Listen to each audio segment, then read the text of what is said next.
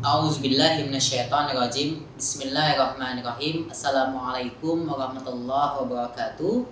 Alhamdulillahirabbil alamin. Allahumma shalli ala Muhammad wa ala ali Muhammad. Alhamdulillah teman-teman semua. Apa kabar hari ini? Semoga dalam keadaan sehat saat menonton video ini. Nantinya ketemu lagi dengan Ana di sesi tentir materi mentor SMA 31 Jakarta.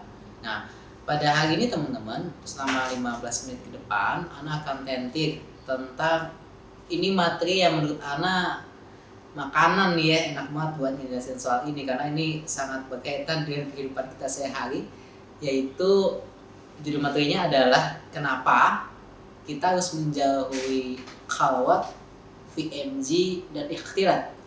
Wah, apaan tuh? Bahasa langit banget tuh ya, khalwat, VMG, ikhtilat, apaan tuh? Gitu ya. Nah, seperti biasa ketika teman-teman materi ini diawali dengan kata kenapa, mengapa dengan pertanyaan, maka tanyain nanti sesinya ke mereka gitu ya. Khalwat itu apa? VMG itu apa? Ikhtilat itu apa? Dijamin gak ada yang tahu tuh. Adik-adik gitu ya, karena itu bahasa langit banget. Maka teman-teman nanti harus jelasin kan akan nggak tahu tuh bang, apaan tuh bang gitu ya. Nah, nanti teman-teman sebelum memulai materi ini, teman-teman nanti bisa prolog dengan bilang, hari ini teman-teman semua kita akan membahas materi tentang cinta, tentang hati. Jadi biar mereka, wah kan biasanya tuh ya materi-materi anak-anak zaman sekarang gitu tentang cinta, hati, perasaan dan sebagainya. Itu yang buat yang akhwat terutama gitu ya. Nah, teman-teman semua nanti teman-teman jelasin tuh, kemungkinan besar mereka nggak tahu. Nah, kalau mereka misalnya tahu itu juga bagus. Jadi teman-teman dapat input nanti tentang khalwat itu apa, VMG itu gimana, dan ikhtilat itu seperti apa. Nah, tentunya nanti teman-teman akan jelasin khalwat artinya berdua-duaan. Nah, khalwat ini dia bisa jadi halal dan juga bisa jadi haram tergantung bagaimana proses khalwat ini terjadi dan dengan siapa. Kalau kita berkhalwat dengan Allah SWT ketika kita berdoa itu bagus. Justru itulah yang Allah harapkan kepada kita. Kita berdua-duaan dengan Allah SWT. Atau kita berkhalwat dengan ibu kita, dengan orang tua kita. Itu bagus kan? Karena itu menciptakan bonding atau attachment atau keterikatan dengan orang tua kita. Kalau kita berkhalwat dengan adik kita, itu juga bagus ya, jalan bareng dan sebagainya. Tentunya berkhalwat dalam konteks yang halal. Kalau dengan manusia berarti dengan yang mahram gitu ya, dengan yang saudara dan sebagainya. Nah, tapi dalam bahasan ini kenapa kita menjauhi khalwat? Maksudnya adalah menjauhi khalwat yang haram. Apa tuh? Gimana tuh menjauhi khalwat yang haram? Yaitu adalah menjauhi berdua-duaan dengan yang bukan mahram kita. Atau dalam hal ini Ana persimpel menjauhi berdua-duaan dengan lawan jenis. Nah, ini baru nanti masuk ke bahasannya kenapa nggak boleh berkhalwat dengan lawan jenis. Karena gini teman-teman semua, nanti teman-teman bisa jelasin tentang dalil ya. Sebenarnya banyak dalil-dalil yang akhirnya masuk gitu ya, dalil-dalil yang akhirnya bisa teman-teman masukin ke mereka, mulai dari tentang Al-Ahzab ayat 59 atau tentang yang paling umum itu Al-Isra ayat 32 gitu ya, Al-Isra ayat 32, ataupun juga teman-teman juga bisa masukin tentang surat An-Nur ayat 30-31. Nanti teman-teman bisa masukin ya materi-materi itu. Nanti teman-teman bahas. Tapi sebelum masuk ke materi itu, teman-teman tanya dulu ke mereka, menurut teman-teman boleh nggak sih kita berkhalwat atau berdua-dua dengan lawan jenis? Tanyain tuh ke mereka, ke adik-adik kita. Mungkin mayoritas akan menjawab boleh, mungkin mayoritas akan menjawab tidak boleh. Kalau boleh kenapa, kalau tidak boleh kenapa? Jadi jelasin teman-teman, biar kita dapat point of view-nya mereka, kenapa boleh, kenapa nggak boleh.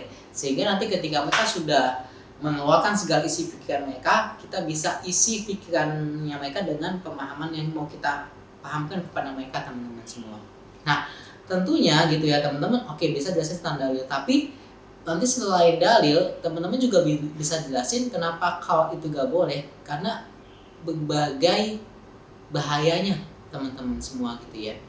Kalau teman-teman ketemu sama anak IPA terutama ataupun anak IPS juga atau bahasa juga, karena kan hari ini di kelas 10, kelas 11 juga nggak terlalu ngelihat jurusan ya, tapi terkait informasi aja teman-teman nanti bisa share ke mereka bahwa ternyata ketika ikhwan atau cowok sama cewek yang bukan mahram itu mereka berdua-duaan, mereka berdekat-dekatan, ternyata secara penelitian suhu tubuh mereka itu naik, terutama di bagian-bagian yang sensitif, di bagian vital itu naik teman-teman sehingga ketika misalnya dari berdua-duaan itu nantinya ketika suhunya naik, maka ini bisa meningkatkan nafsu teman-teman semua, terutama nafsu yang ada di yang berkaitan dengan birahi dan sebagainya.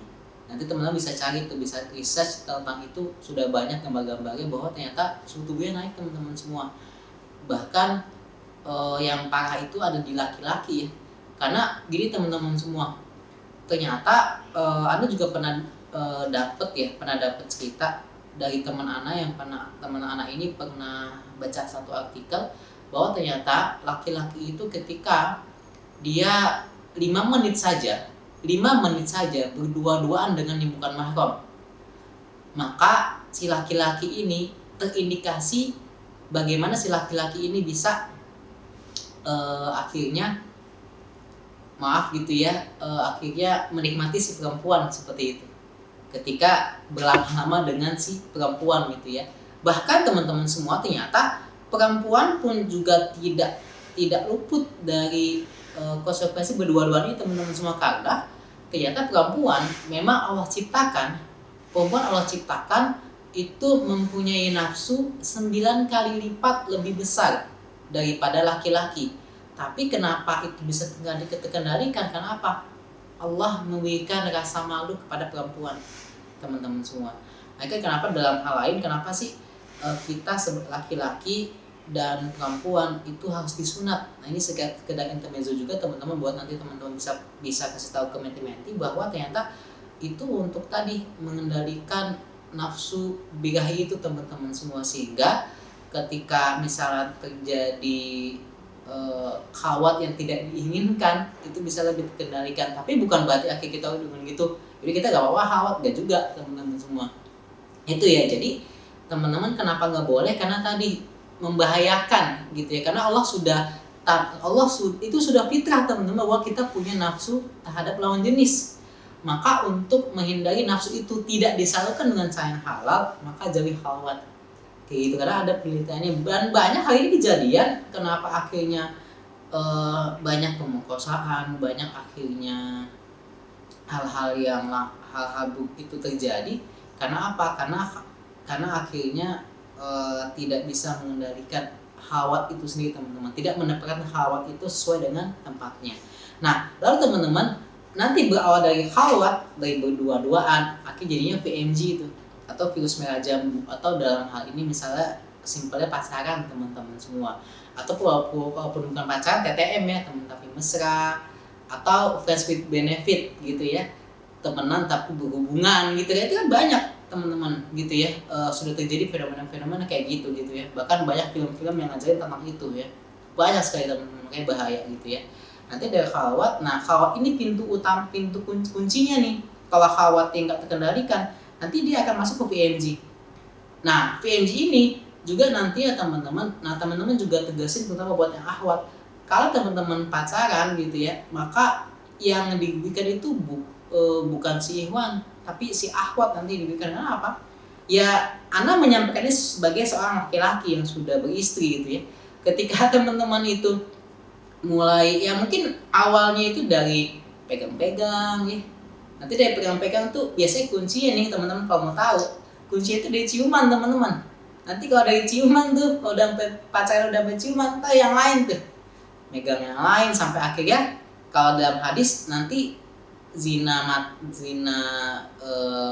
mata itu dengan melihat, zinanya tangan itu dengan anggota badan sebagainya, sampai akhirnya nanti kemaluan lah yang akan membenarkan atau mendustakan zina itu teman-teman semua. Maka hati-hati teman-teman semua. bahkan hanya membayangin doang itu gak boleh gitu ya. Makanya kenapa kita juga balik lagi ke khalwat. Khalwat ini juga bukan hanya dengan lawan jenis juga secara offline secara langsung, tapi bisa juga dengan film, nonton anime misalnya, atau nonton film-film yang akhirnya membuat syahwat kita itu juga bisa jadi khawat teman-teman, tapi khawat ya secara tidak langsung seperti itu. Nggak, hati-hati. Via chat juga bisa termasuk ya teman-teman, makanya hati-hati teman-teman semua kayak gitu. Nah lalu teman-teman bahasan khawat lalu masuk ke bahasan VMG tadi ya, teman-teman bisa kasih referensi. Kalau dulu Ustadz Khalid Syah pernah 10 tahun lalu pernah buat buku putusin aja, yuk putusin aja. Anda pernah baca buku itu, covernya warna pink gitu ya. Itu banyak dibahas bagaimana akhirnya VMG, khawat pacaran itu akhirnya merugikan si perempuan, terutama ketika akhirnya banyak cerita si perempuannya malu gitu ya, karena akhirnya ketika sudah dipakai, sudah berhubungan seksual gitu ya, tapi setelah itu laki-laki kabur gitu. Karena kalau laki-laki kan ya dia gak ada bekasnya gitu ya, laki-laki itu gak punya bekas ya ketika dia udah berhubungan bisa. Tapi kalau perempuan ya bisa hamil segala macam gitu ya. Maka hati-hati teman-teman semua, terutama buat yang perempuan.